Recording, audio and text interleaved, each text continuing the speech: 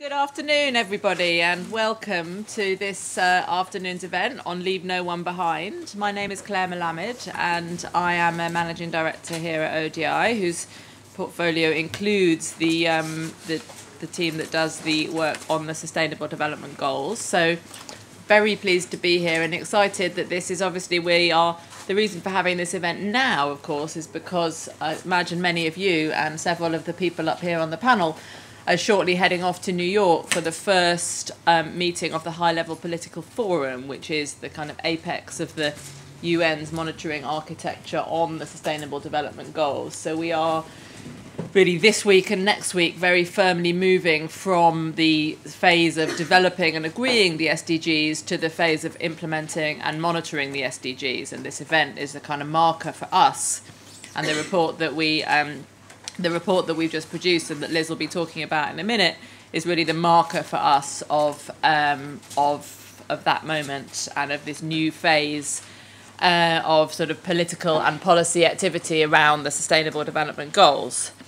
So no event, of course, is complete without the hashtag, which today is slightly unoriginally, sorry about that, but you know, it does what it says on the tin. Hashtag Leave No One Behind. For all of you who are tweeters, please do tweet. And let me also very much welcome our online audience. I think we have a particularly big online audience today, several hundred of you watching from all around the world. So we're absolutely delighted that you're able to join. Please do tweet. And please also do send in questions. You probably can't see on the screen, but I have an iPad there in front of me. And if you put questions, they will miraculously appear there, and I will look at that and be able to make sure that I can ask your question to the speakers and to the audience. So please do that. We want today's event to be highly interactive. We have our speakers here on the panel who we'll be hearing from later. We also have a sort of open mic SDGs session where we have invited a number of people to make short contributions, you know, from their own or their organisational perspective about what they're doing or thinking around Leave No One Behind and the challenges that presents for implementation in different contexts. And of course, we have time at the end for you to ask questions and make interventions, those people who haven't had a chance to speak in the main session.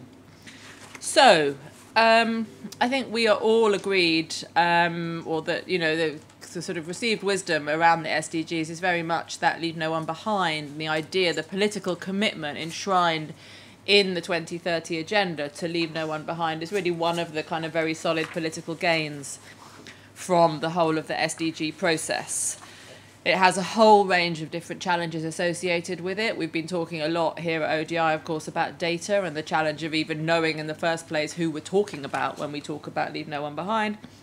There's also a whole host of political and policy challenges which are very familiar to those of you who've been working for many years on issues of poverty, extreme poverty, inequality, and so on. These are the same issues, but we now have this very specific instrument which will hopefully give a little bit more power to the ongoing attempts to actually resolve these problems. We also all know this is not just an agenda for governments. That was made very clear repeatedly through the process of agreeing and now implementing the SDGs. It's a process certainly for governments, you know, very much in the driving seat here, but civil society, private sector, research institutes like ODI, is something. There is a role in this agenda for everybody to play, and for success, it's important that everybody does play that role. So we're hoping to hear throughout this afternoon from a wide variety of the different actors in different contexts who will all have their own particular part to play in actually making real this commitment to leave no one behind that for many people I think was one of the big gains of the SDG process. So we have, as I say, we have a great lineup of speakers who'll be contributing at different points. And then we also have many of you from the floor, I know, lined up and primed to give us your thoughts. So on the screen, waiting patiently there, we have Kim Bradford-Smith, who leads on statistics and evidence in the Inclusive Societies Department of DFID. So welcome, Kim, and thank you for joining us. Then here on the stage next to me we have Paula Kumu, who I'm sure is known to many of you, the head of the Secretariat of the Africa Platform, who's joined us, in fact, from Kenya on his way to New York for the High Level Political Forum. Then there on the far away on the next sofa is my colleague Liz Stewart, who is the head of the programme, the head of the Growth, Poverty and Inequality programme here at ODI, where most of the work on the SDGs takes place. And next to her, of course, again, very familiar to many of you, Jose Manuel Roche, who is the head of research at Save the Children UK. So, very much welcome to all of you in the room, all of you online, and everybody up here on the stage. I'm going to ask Liz to kick us off with just to share some of the findings from ODI's new report to set the context for the discussion that's going to follow. Thank you. Thanks very much, Claire. And I reiterate, thanks to everyone for joining, and also lovely also to see friends in the audience, either based here or if we're going to be, those of us who are going out to New York as well. Feels like an exciting SDG moment, our first big exciting SDG moment since they were signed. So we're launching the report today. Hopefully you've got them. There are copies available outside. Leaving No One Behind, a critical path for the first 1,000 days of the SDGs. And we've called it that because, let me just bring it up on screen. We've called it that because political leaders coming into office, maybe prime ministerial candidates, who knows, maybe a country around here is going to have a new prime minister at some point soon, if we can imagine that would be possible. They'll be expected to set out an agenda for their first 100 days in office, which is a kind of, it's a set of down payments, it's an indicative set of what they're planning to do, but it's also actually starting the ball rolling on their policy programme. So for the SDGs, we think a more appropriate, for a global agenda, a more appropriate kind of framing is a 1,000-day framing. So we've looked at what needs to be done in the first 1,000 days and also what can be done in the first 1,000 days. And in case you're thinking about counting out on your fingers, that takes us through to September 2018. So we've done a few different things in this report. The first thing we've done is quantify the cost of delay. Quantify the cost of governments leaving it beyond the first 3 years to actually start taking action. And actually, it's a pretty stark message. I think we've come out and said, and I think we're not exaggerating by saying that if governments don't deliver on Leave No One Behind in the first 3 years, then it's probably not going to be possible to meet this aspiration. And if that goes, of course, then so does the rest of the SDGs, because it's so intimately, the whole agenda is so dependent on the Leave No One Behind agenda being delivered. So we've looked at a few different SDG goal areas or target areas to really quantify the cost of delay. I'll show you the first one. Now, actually, the first one, we looked at ultra poverty. We've done this for sub-Saharan Africa because that's the region where the challenge is going to be greatest. That's the region that is itself left furthest behind. Now, ultra poverty, for those of you who know your SDG goals and targets, you will have spotted that it isn't actually one of the 169 targets because it's even more fundamental, it's even more basic, it's even more of a minimum standard than the poverty targets within the poverty goal. It's people living on less than $1 a day, which is basically the survival limit. Below this, they can't survive. So at the moment, we've used sort of where we've got it, we've used past data and some current data to formulate these projections.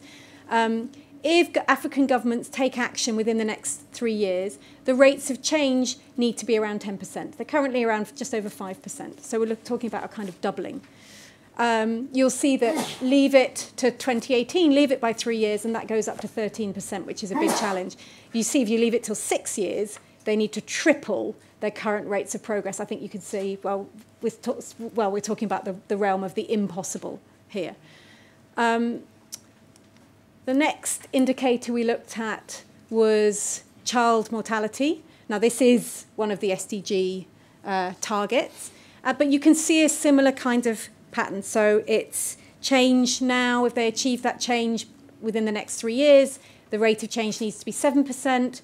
We leave it beyond that. We leave it for 3 years. That rises to 9%. It's going to get that much harder. And again, you can see the cost of inaction as we progress through the years of the SDGs.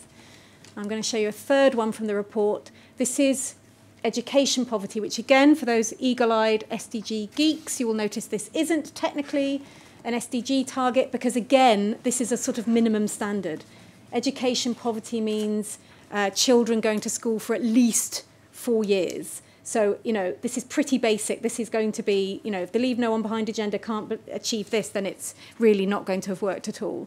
So if governments don't do anything through to 2018, or the Act now, it's going to take about rate of change, rate of reduction around 15%. That goes up to over 19% by 2018. So I think the message there is pretty stark. And I hope that you'll find it helpful that we've managed to quantify it as well. I think it sort of this agenda can seem very intangible sometimes. I think to bring it down to something that feels much more tangible and immediate, hopefully is useful. But this report isn't all doom and gloom.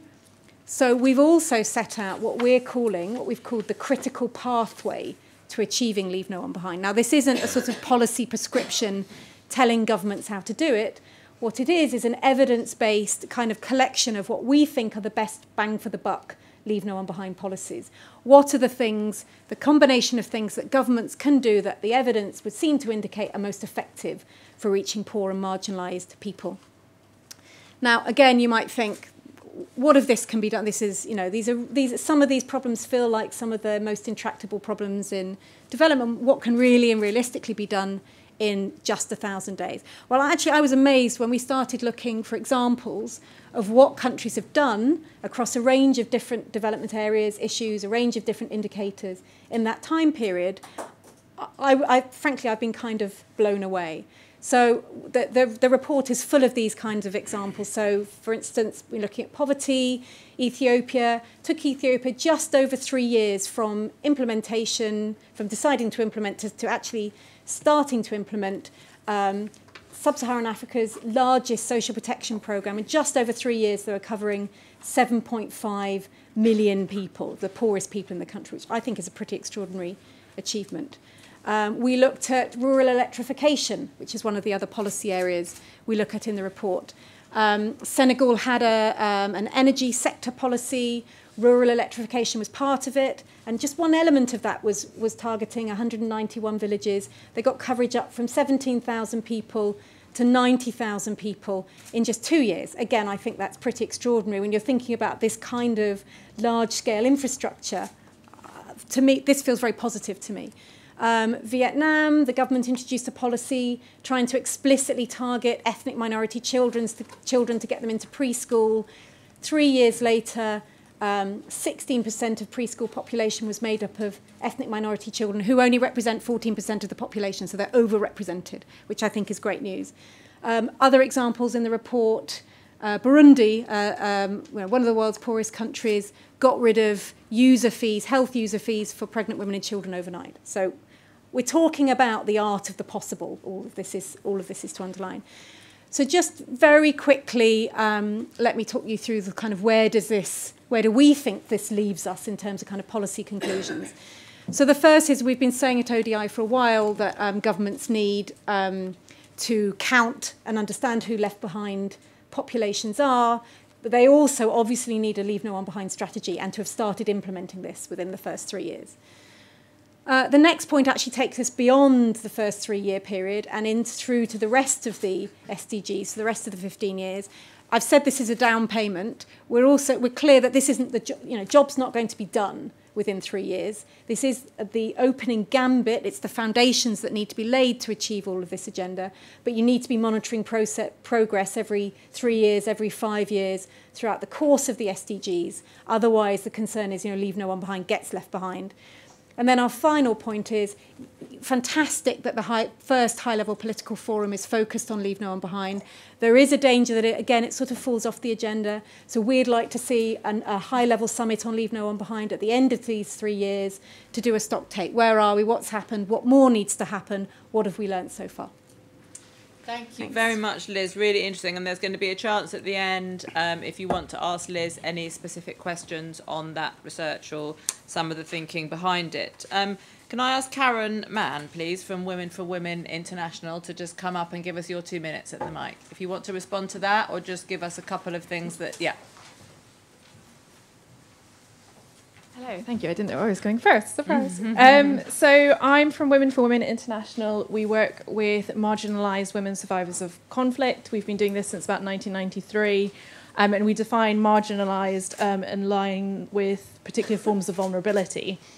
So they've survived violence, or they've been affected by conflict, or they're particularly economically or socially marginalised in their communities. We've worked with around 367,000 women just through a core programme which is around women's social and economic empowerment, as well as a $10 a month stipend or cash transfer. And we also provide women with referral services and other complementary advanced training. And we also critically work with men, and we've been doing that since 2002. And we now do that in all the countries where we work. So one of the things I wanted to pick up on was a little bit around some of the lessons that we've got, the lessons that we've had from our experience, and the critical nature of listening to marginalised people, or listening to the women who you work with, in our case, and adapting whatever work you're doing to fit them. So our core programme is a template, and we adapt it in every country where we work, and we're very passionate about listening to the women who we work with, and that's actually why we do the Men's Engagement Programme. Another key lesson I thought I wanted to share with everyone was the importance of working in and with communities, including with men, and adapting to those communities and bringing them on board with you. I think for me there's two wider lessons as well around the critical nature of bringing together the development and security agendas.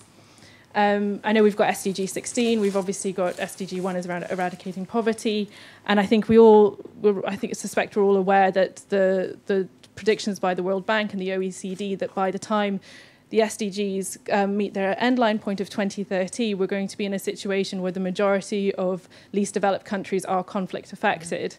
And I think for a women's rights organisation like Women for Women International, we also see Leave No One Behind as a critical point around rights-based approaches to development, and that the SDGs are a very ambitious agenda for the next just under 15 years now, right? And what a lot of what they're promising is actually transformational change in terms of, I'm going to talk from a women's rights perspective, in terms of SDG 5 and ending all forms of discrimination, ending violence against women and girls. These are things we've not managed to do in the entire history of mankind. So in terms of how are we going to do this in the next 15 years, I think it's really around transformational change and recognizing that that we're talking about indicators, but we're also talking about really embedded beliefs and cultures and perceptions that need to be handled, and that voices of marginalized people are crucial in that. I have a question around funding, which I think, I'm not sure if, like I said, I wasn't expecting to talk first. But I think there's a question around funding. The MDGs, were also a very ambitious agenda, and their progress wasn't fully met. And we saw that particularly in terms of women's rights and girls' rights. And so if we're talking about transformational change, we're talking about within 15 years, what kind of funding do we need to be looking at to deliver on that? And how can we channel that most effectively? Thank you very much indeed. I think there's a huge amount there, which I'm going to try to resist the temptation to summarise, because you did it so beautifully. But I think for me, this question about transformational change is one that we're going to want to come back to. And I think there's a big question mark there over expectations and whether it's possible for a kind of big multilateral UN agreement to be an instrument, or what is the channel, the sort of transmission mechanism through which a big global agreement cooked up in rooms in New York can become an instrument of transformational change at this very localized community level. It's a big, there's a lot of things need to happen. There's a very big chain of events there that leads from one to the other, and I think that's an interesting question. Can I ask Ada Oka-Williams, please, from WaterAid to come up? Thank you, Ada. Just give us your 2 minutes. If people can try to be very brief here, because we want to hear from you all, but we also want to make sure that we hear from the panel and give everyone else a chance to ask questions. Okay, thank you very much. So I'm Ada Oka-Williams, and I work for WaterAid here in London, and I work as technical support manager for sanitation. I'm speaking today really on behalf of two of my colleagues that really lead the program on equality and inclusion.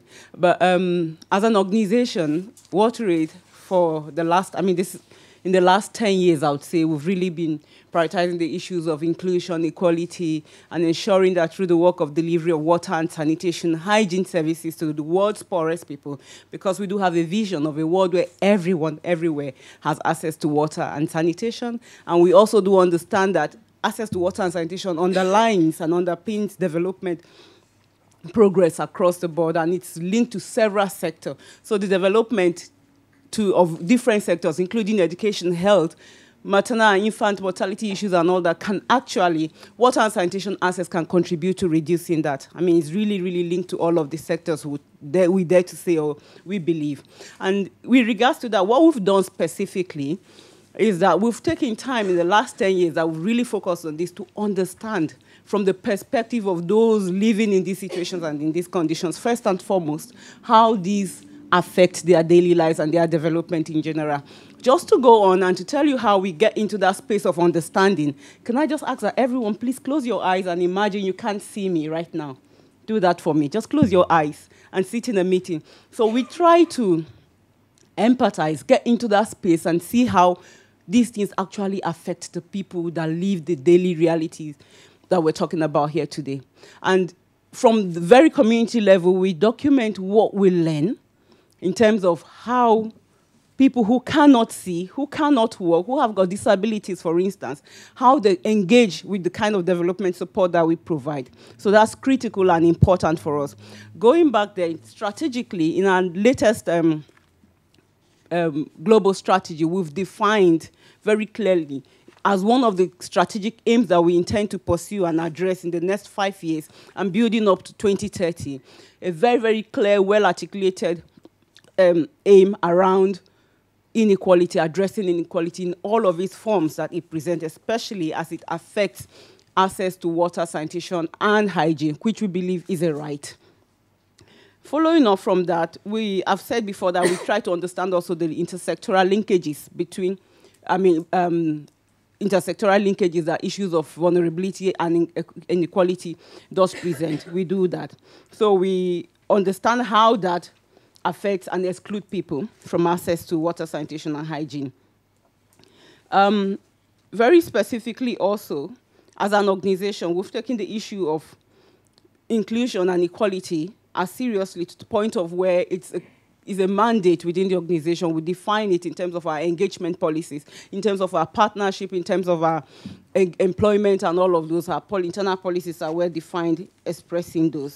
And we also do understand that everyone throughout the total life cycle, and that's where I talk about infant mortality and maternal health, working with health centers, working in the education sector, through the life cycle of a human's development, we try as much as possible to engage at those levels and understand how our contributions through water and sanitation does, of course, help to bring about that. And we take partnership very strongly and seriously. So we partner with organizations that are not in the mainstream of what we do. So we try to learn from them and then bring that to bear.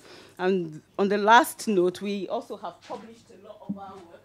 We document and publish our work, we share, and we're really, really very open to learning more from others. Thank you very much. Thank you very much indeed. Really interesting. Now, I was really interested, both of you have mentioned the importance of hearing and kind of basing analysis and policy choices and prioritization on the views of the communities in which you obviously work as projects. And in a general sense, you know, if we are talking about acting on behalf of the very poorest, the most excluded people, the priority needs to be to understand what it is they want from the beginning and how they would see the situation, the barriers that they affect. So I wonder, Kim, if I can ask you how it is that DFID is planning to implement, to change its practice in response to this new call to leave no one, and in particular the steps that you're taking, perhaps through data particularly, because I know that's your area, to actually understand and base your own choices on the views and the priorities of the communities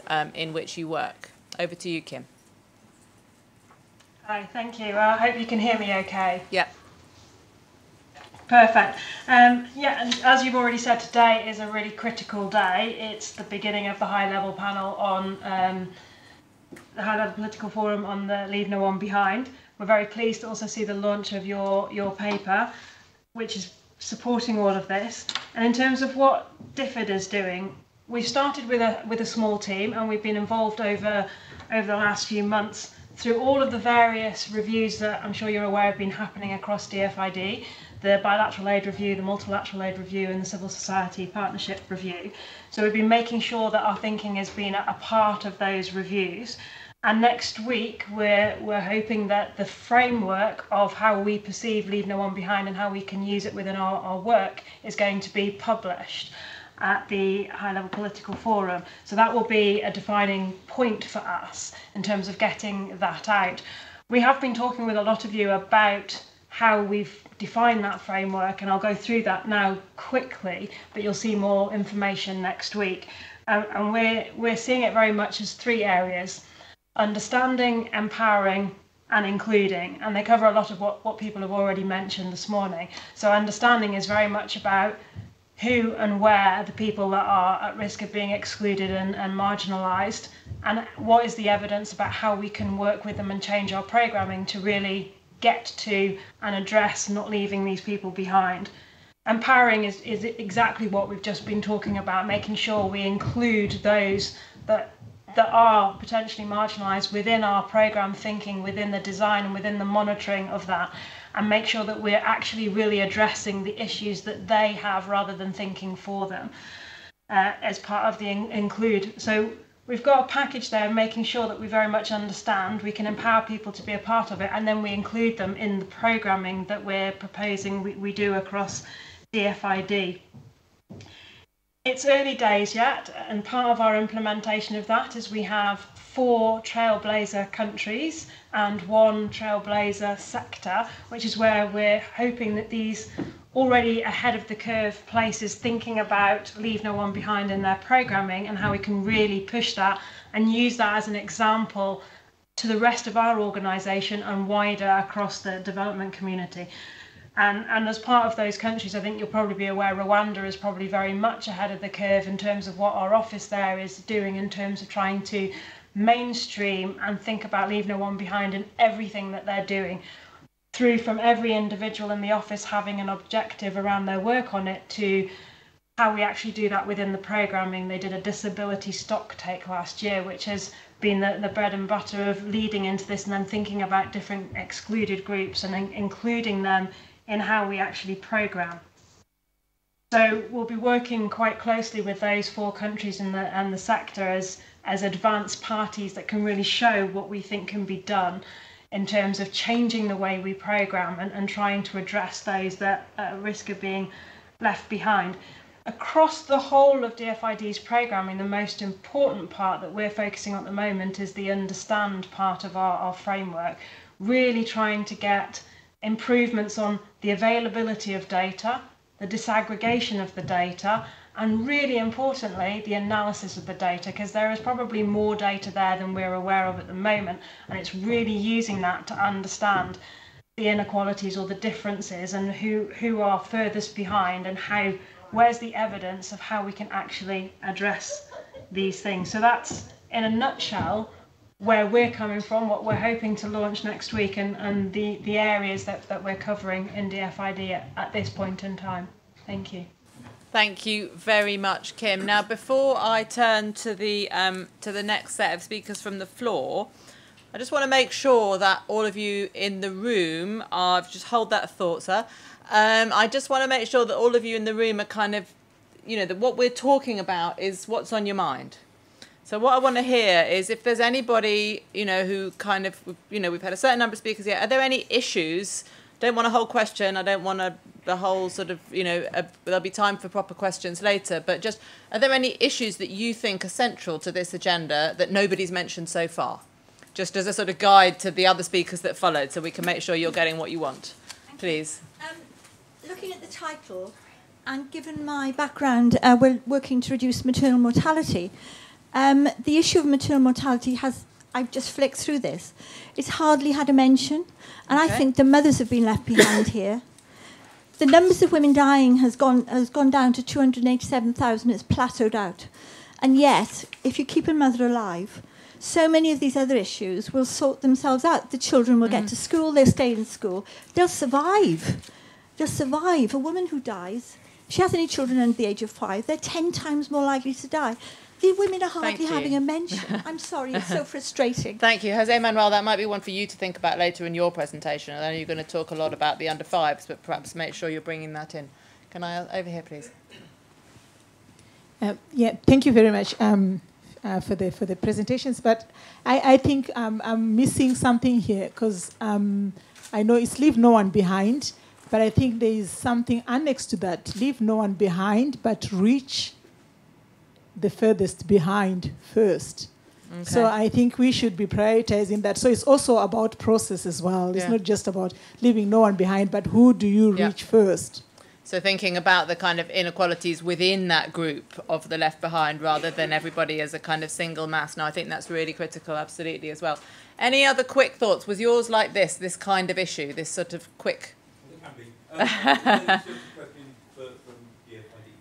Thank you. I would find it very helpful if there was a clear definition of marginalised groups. Okay. Because it's a term that's used right across the board in a very general way, but it's difficult to get a sense of the magnitude and what the criteria are. And the second one, DFID kindly mentioned 4 trailblazer countries. I just wondered whether, and mentioned Rwanda, I just wondered what the other 3 are and what the trailblazer sector is. Thanks. Thank you very much. Thanks, Kim. That's a very specific question to you. I'll ask you to answer that in a minute. But also on the point of defining, I think, Paul, that would be interesting to hear from you about how governments and civil society organisations in Africa are thinking about this question of defining marginalised groups. And obviously, Jose Manuel, the data has a lot to say here. So that would be interesting to make sure that we cover that. Any other sort of burning issues that people want to make sure we get onto the table at this point before I turn over to before I ask Kim very quickly to just come back with the other 3 trailblazer countries and the trailblazer sector. So just like 5 words on that. Anybody else, please? Yes. Good afternoon. Thank you very much. My question is, what role for the private sector? Okay. Private sector, yeah, obviously you'll have spotted we don't have anybody from the private sector up here on the panel, but very keen to hear from you, but also if there's anybody else when we come to the Q&A, if there's anybody in the audience who represents either a network or any particular private sector organisation, I'll make sure I come to you in the Q&A so you can address that if it hasn't been addressed already. Thank you. Kim, do you want to very quickly just list us out the trailblazer countries and sector from DFID, and then we'll go on to the next set of speakers? Sure, so the countries are Nepal, Bangladesh, Rwanda and Zimbabwe, and the sector is climate and environment. Thank you very much. Everyone's busy scribbling here, so expect emails. Okay, so bearing in mind what we've heard about the things that people want to know about and, of course, the things that you've come to say, can I ask, I was told your name a minute ago, but I've forgotten it. The person who's here from Lumos, can you come up and just give us your 1.5 to 2 minutes of kind of where you're coming from this? Of course. Thank you very much. My name is Meryl Kredit, and I work for Lumos. Lumos is an international children's charity working to end the institutionalization of children. So we try to get children out of institution into care in the community.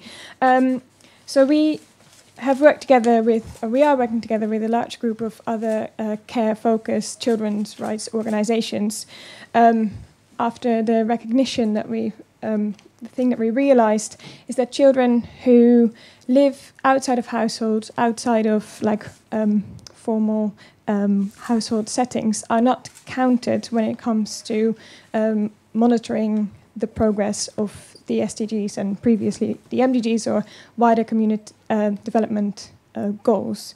So what we've done is we came together, and now we are astonishing over 180 organizations worldwide.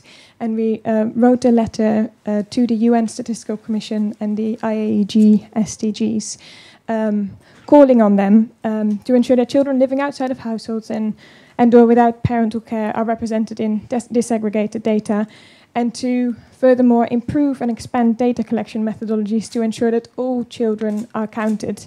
And I think we have so far been, I think, successful in raising the issue and ensuring that people are aware of the fact that all these children, children in institutions, children trafficked, street children, etc., are very much left behind. But I think what the challenge now is to really make sure that the methodologies are being developed in such a way that this group of children will be counted. What we've learned is that the strength of working in such a massive coalition of organizations is fantastic, and I think these organizations are from across the world, so we have representatives everywhere to try and also influence their respective national governments, which is very important. And I would call on all of you and everybody online as well to write to me afterwards, come up to me afterwards if you are interested in finding out more and signing the letter, because it's still possible. Thank you very much. So 2 themes there: data, which I suspect it won't be the last time we talk about that this afternoon. And also, I think you've also raised the issue, which is absolutely critical, of the shift to national governments now for implementation as the real sort of place where all of this is happening, rather than the global processes that we perhaps saw up until last September. Let me ask Sarah Radcliffe now, please, if you're around. Yep. Give us your 2 minutes. Hello, thank you very much. My name is Sarah Radcliffe. I'm from the Department of Geography at the University of Cambridge. And I wanted to highlight some of the findings of some research that I did in Ecuador, and which is a very detailed study of patterns of inequality and some of the policy measures that have been tried, both by national actors and also by international development organizations in that country. And by tracking ethnographically the experience of Indigenous women through these different programs, I've been able to highlight some of the issues that I think are relevant for the Leave No One Behind agenda. The first is that the programs tend to ignore internal diversity. And this is particularly true of what I call single issue development, such as gender and development or ethno-development. So Indigenous populations receive funds for ethno-development, but women's particular position within those communities and more broadly in society are not taken into account. And this suggests that policy needs to do more thinking about complex cross-cutting inequality and move away from single-issue approaches. The second point that came out of my research was that there are often common sense rules about intersectional inequalities. And it is those that are common sense and are turned to again and again by policymakers and are used as a shorthand means of trying to encompass women within a peasant or a rural poverty program. So again, I think these rules of intersectionality are problematic because in the case of Ecuador, which I documented, they're often based upon post-colonial, colonial hierarchies of value of certain groups over others and certain expectations about behavior of different social groups, whether that's women in the household or Indigenous people in national development. So the common sense then ignores insights and knowledges of those who have been left behind, and my book is again a call for listening to those voices. But I wanted to just finish by talking about the research which I'm going into now, because Ecuador has, because of government and constitutional changes, introduced a number of policies which over the last 10 years have reduced inequality very markedly, largely through universal measures. However, there are persistent inequalities, and my research is really going to be focusing in on those and in relation to issues around climate change. Thank you very much. Thank you very much indeed. I mean, the interesting thing, of course, one of the great strengths of the SDGs is that supposedly that it allows for these kind of, this very multidimensional approach, but of course translating that into actual policies in a sector which is in an environment which is very used to thinking sectorally is going to be a great challenge. Can I now ask Daniel from Internews to give us your 2 minutes, please? Yes, thanks very much. Good afternoon. So at Internews, we believe access to information and other local communication channels are essential to achieving all forms of social, human and economic progress. We address this in 4 principal ways. by increasing access in some of the most information dark areas through citizen engagement and media literacy activities, capacity strengthening for media professionals, and then most relevant to this conversation, by addressing systematic information exclusion for some of the world's most marginalised groups. And we're doing this in about 60 countries at the moment. One anecdote and 2 points, if I may. Last month in South Sudan, 64 women set out on an 8-hour, 24-mile walk to get to their nearest community radio station, which had been built by Internews. They did so to convey a simple message, which was that they had no food and no water. Worse still, the water supplies to local schools had been switched off, meaning that they were closed and that their children were denied their access to education. This was the last straw for these women, who, when they finally made it to the studio, simply said, "No one ever listens to us, so we have come to the radio for everyone to hear." Thankfully, in this case, the government was able to act quickly and restore the school's water supplies. And it is often that simple. Without the megaphone of local media and access to information, the stories and the issues of the most left behind simply go unreported and don't get heard. Suffice to say, plenty of other anecdotes which can be shared over coffee afterwards. But my 2 points. This particular corner of the development world was very pleased when we got goal 16.10 onto the menu of SDGs, measuring public access to information and protection of fundamental freedoms. But let me say that it would be a huge mistake to put support to independent, plural media and information ecosystems into that box alone, because it can and should have a fundamental, a critical multiplier effect across all of the different goal areas, and is especially critical to leaving no one behind. And finally, a critical distinction.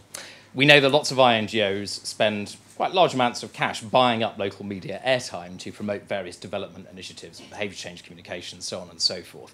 And we also know that it follows logically that donors put money into programmes which can be quite Northern Hemisphere and editorially interventionist in their approach. But if you'll forgive the use of the old adage, I'm afraid that's very much the local media's equivalent of giving somebody a fish rather than teaching them to fish. We can and should be doing more to create sustainable voice and communication opportunities to enhance progress towards all SDGs. So please, let's work together to do that more going forward. Thank you very much. Thank you, and I. Yes, why not? A round of applause. No, I think that's a very important counterpart to this whole focus on data, is that, you know, we have to think about data for policy making and how information reaches policymakers, but it's also about the information flows that are available to people and the ways in which they're able to communicate their own information in whatever sense to other people in a similar situation and to the world at large. And I think it's that sort of communication element that we sometimes miss out in our technical focus on data. Okay, I'm going to turn now to Paul Okumu, sitting next to me here, who is the head of the Secretariat and the Africa Platform. Obviously, many of you, familiar face to many of you from great work during the negotiation of the SDGs. But Paul, you know, thinking about what you've heard so far, the different questions that people raise from the floor, which of these issues do you think are really resonating in the countries where you're active in talking to governments, talking to civil society organisations? And if not these, what are the critical questions that people are grappling with in the countries where you work as they try to actually turn this into reality? Thank you very much, and it's a very good, exciting time to be in Britain when you are exiting from almost everywhere.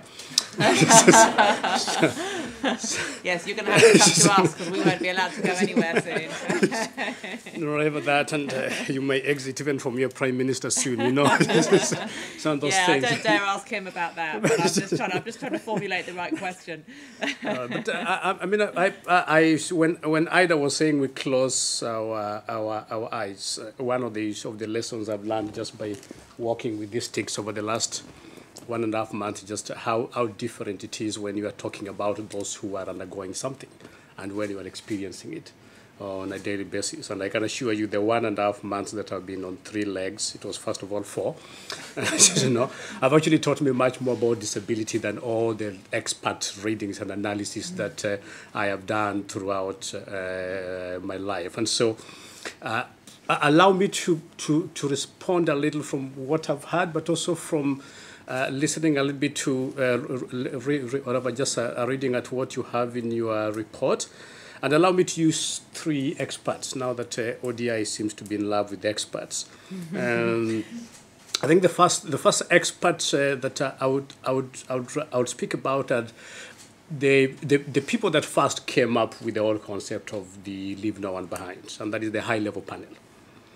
And I think one of the things that we need to ask ourselves, and I would ask you to do, is let us go back and read what the high-level panel was looking for when they came up with the concept. And I know that Britain, as one of the co-chairs of the UK, as one of the co-chairs, was very strong in leading the concept of the Leave No One Behind.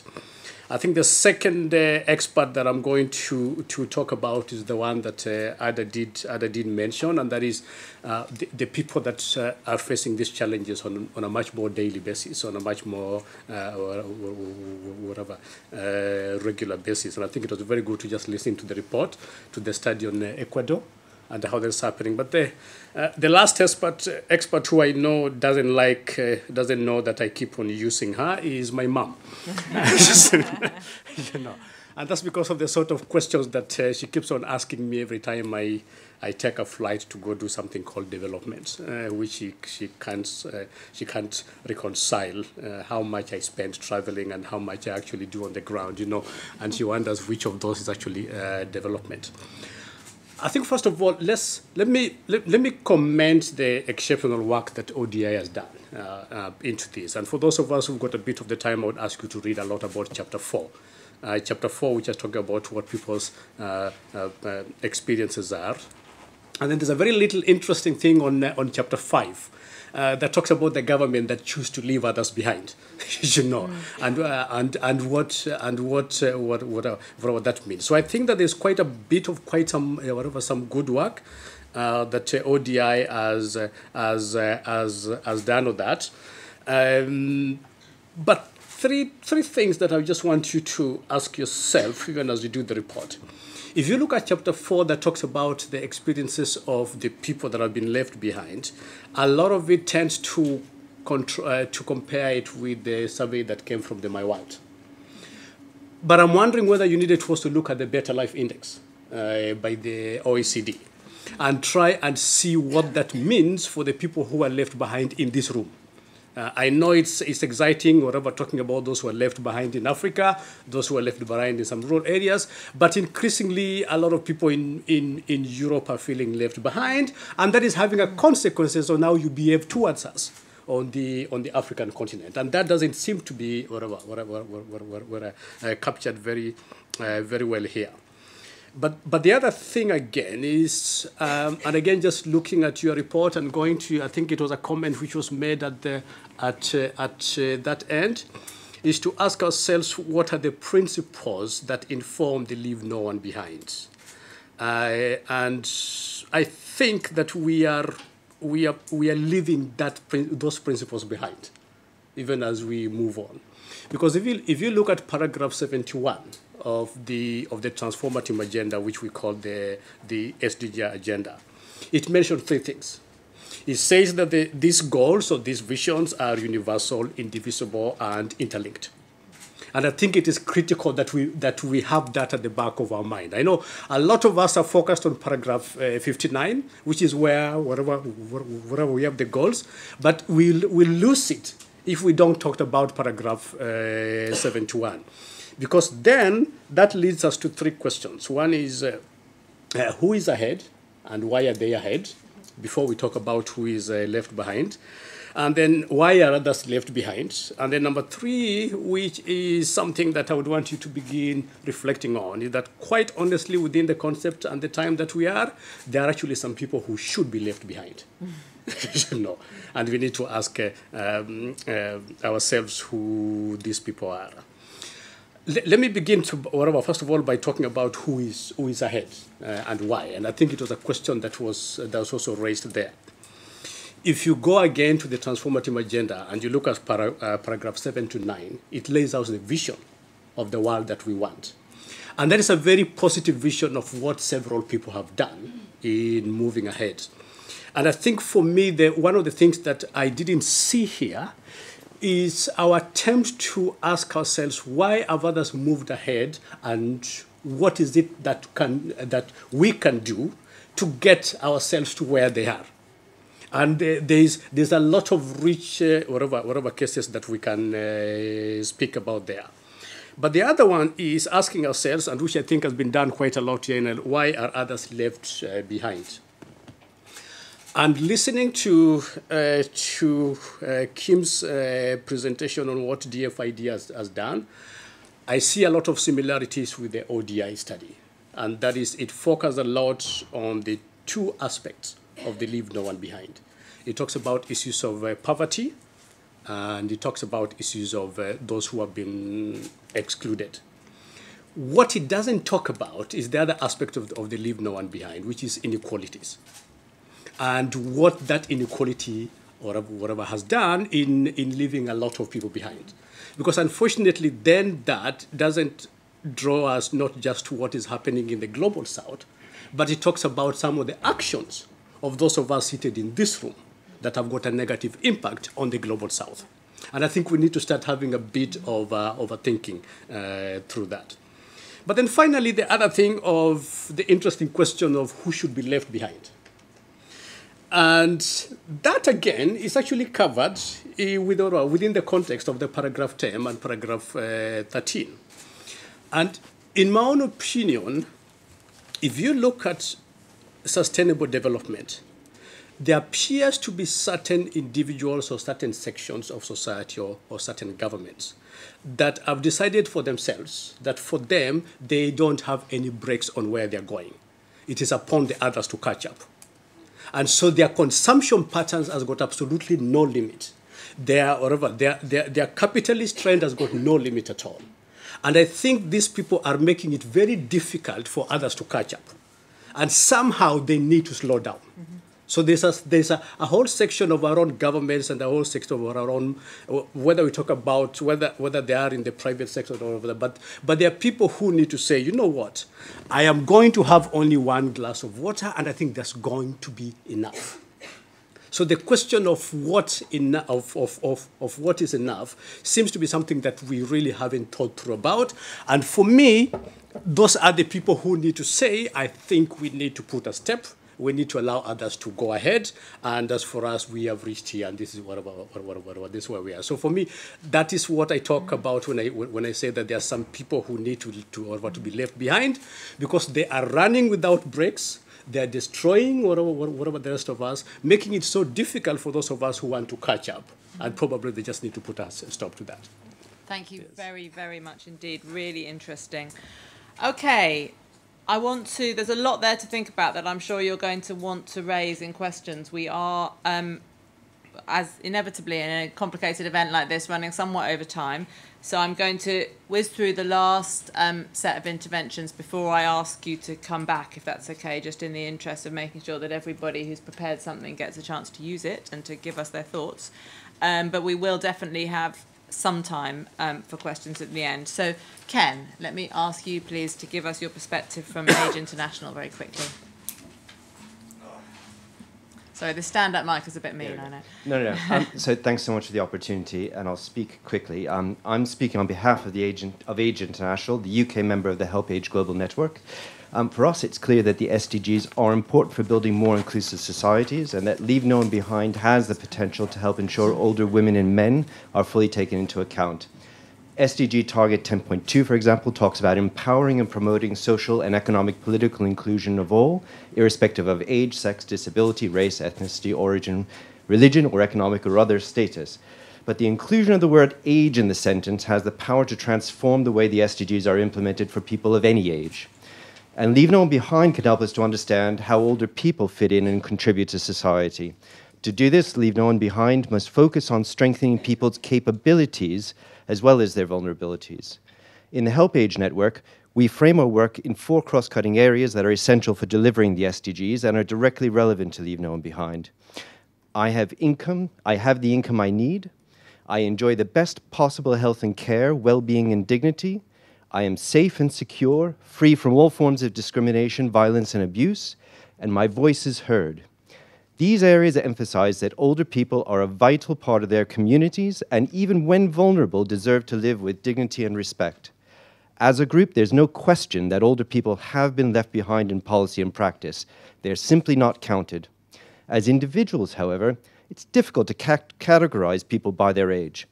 An older person may have all the advantages and disadvantages that accumulate across their lifetime. To put it another way, a person's chronological age tells us little about them. It doesn't tell us how poor or rich they are, doesn't tell us how healthy they are, what their position in society is, or what vulnerabilities or capabilities they may have. That's why we're really encouraged that the UK government is actively seeking to understand how it and other stakeholders can better disaggregate data by age, and we're pleased to be collaborating with DFID on this. But data in the context of Leave No One Behind is more than a statistical exercise. It is a human rights issue, and it's fundamental to strengthening inclusion. In the countries where we work, we're trying to make older people visible locally, nationally, internationally. We actively promote and support the creation of older people's associations to help organize and give voice to their own concerns, and we also help people to collect their own data through older system monitoring groups. Let's be clear, not all older people are left behind. But unless we make older people integral to our development efforts, we risk pushing them further into the margins, creating greater inequality and discrimination based on age. Equally important, we will not benefit from what older people have to offer. Thank you very much, Ken. And let me ask Leanne Massey from Leonard Cheshire to come up. Hi there. I really didn't want to follow Ken's beautiful speech. So I'm from Leonard Cheshire Disability, and our focus is on inclusion, particularly for persons with disability. Because it's only 2 minutes, I thought I would just reiterate the challenge that we face, and that's around disability and data. There's so little that is known around disability, particularly in low and middle income countries. And really we want to see great efforts and great strides being made in that area. And then I thought I'd also share a little bit about the work that we're doing in 4 African countries. So we've got a research centre at UCL, and they are looking at the relationship between disability and poverty. So we know there are really strong links there, but we also really want to look at what governments and what other agents can do in order to make practical changes so that it really does create greater inclusion and greater equality for disabled people. Thank you. Thank you very much. Thank you to both of you. And I think, having tracked the process quite closely, I think that one of the reasons why we have this focus on Leave No One Behind, to be honest, is because of the very impressive advocacy done by, groups like yourselves who perhaps represent groups that haven't always had a fair hearing in the development debates. Groups representing disabled people, older people, and many of the others that sort of came to form this sort of coalition around Leave No One Behind. I think the advocacy effort, led very much by yourselves, and I can see some of the others in the room, has been really impressive and is a large part why I think we're here today. Finally, Jose Manuel, you have the last word from the panel before we turn over to the questions. We've heard quite a lot about data, which I know is something that you are very keen to talk about. So, I want to give you an opportunity to talk very briefly about some of the work you're doing on data, and also perhaps to reflect from the perspective of Save the Children, which obviously is an NGO that has been focusing on issues of inequality and equity for a very long time. What new opportunities do you think this agenda gives you, that perhaps to continue the work that you've been doing, but with different alliances, with different politics? Yeah. So, very difficult to come last, I think, when so much has been said. Perhaps something I started just with a reflection, that is, when I saw the program, the high-level political forum that just started today is on the Leave No One Behind. I saw the program. I was somehow disappointed on seeing how Leave No One Behind was appearing in so many different parts in the program, but without much substance, really, to it. And sometimes referring to things that were anyway discussed 10 years ago, just that now they have the attached label to it. And so one worry that I have is, as a colleague of mine used to do when she was working on a PhD, is that Leave No One Behind, as other issues, may have the risk of becoming an empty signifier that means that everyone attribute to it whatever they want, but actually it doesn't mean something to the whole, and it doesn't really become a movement to change things. And I think that what the Leave No One Behind brought, and maybe that responds to your question, Claire, is that it really is a focus on inequality. I think that there's a really big recognition not only of the big issue of the economic inequality that exists, but also that the MDGs, one of the big gaps of the MDGs was not looking at inequalities and not looking at how the goals were achieved in very unequal ways. And so that seems to be there. Now, the final declaration, there was so much tried to get into the final declaration, and what is that is really depending on what paragraph you read and what part of the declaration you come to. I'd like to just bring 3 things from the declaration and then jump into the data issue. But there are 3 things that were agreed. One is that they are not only universal but also linked to 0 targets. And most of the goals that are related to mortality, reproductive health, nutrition, and so on, they aim to go to be 0 targets. Another 2 are that statement of the target met by all segment of society that was so controversial when it was agreed. And the third one is the reaching the furthest behind first. And so those 3 offer an opportunity, I think, but they need to be actually unpacked.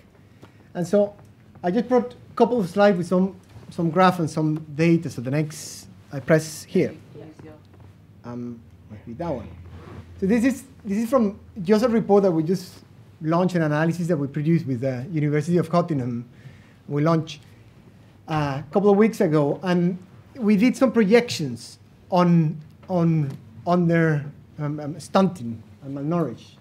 And so if you project the figure as they are, then although it's said to reduce to 40% by 2025 and eradicate by 2030, well, the current projections say that there are going to be 129 million stunted children by 2030 and 24 million by 2100. So by the next century, we still have stunted children, even if it is there.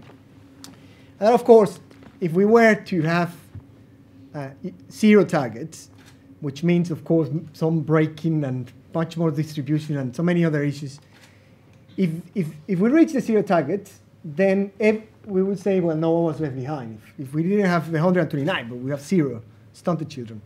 But what the data shows, the data that already exists, even if there are so much gaps, is that the inequalities are huge. And so it will take 50 years longer to eliminate stunted to the poorest children than it is to the ones that are better off. And it would take in each country.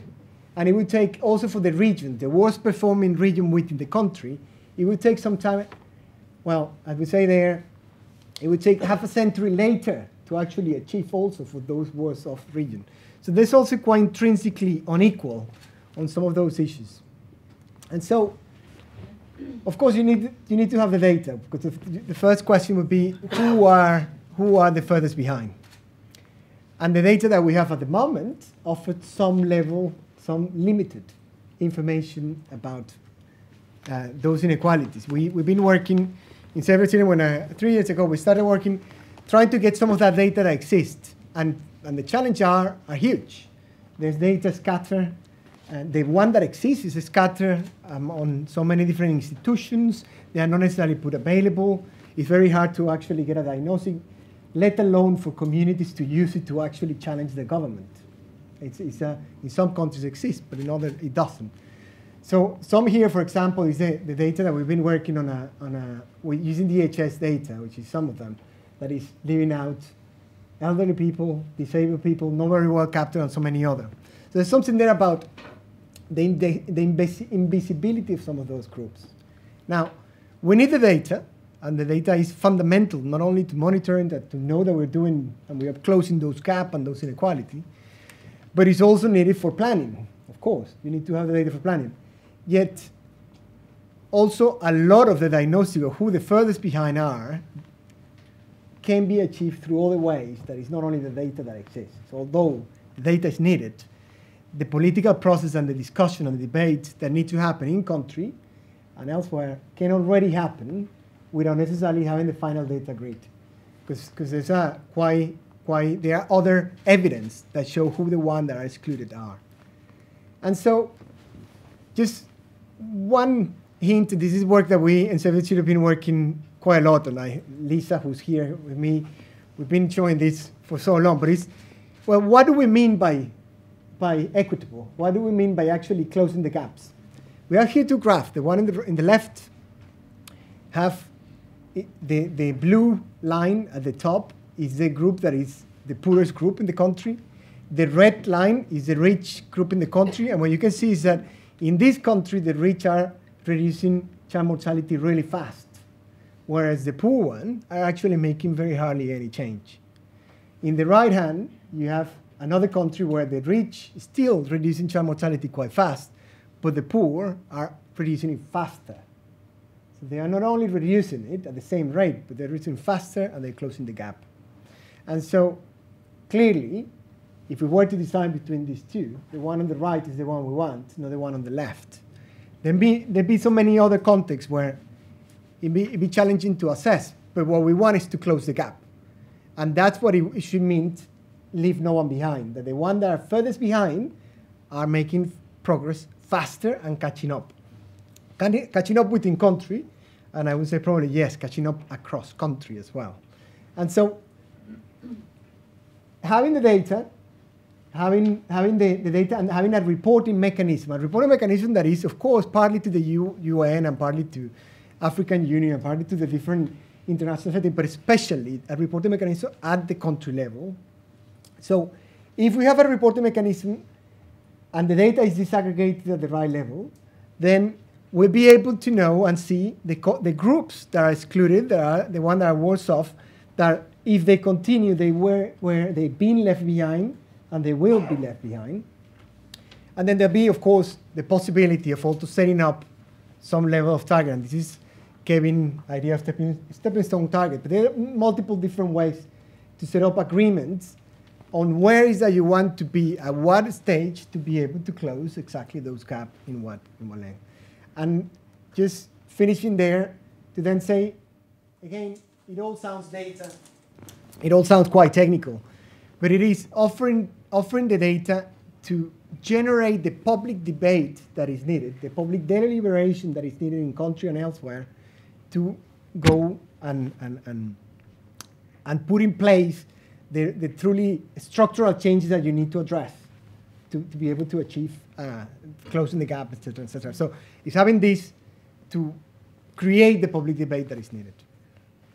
Thank you very much, Jose Manuel, and a very nice ending of sort of linking the different themes I think that we've heard this afternoon around data, around the need for this sort of broad-based transformational change, and of course the central role of governments, in all this, notwithstanding the role of other stakeholders. So we have a brief time left for questions. Because we've obviously had a very large number of panellists today, so it's not that we're not quite in the normal format where one asks a general question and everyone responds from the panel, because that would take us into another two-hour event.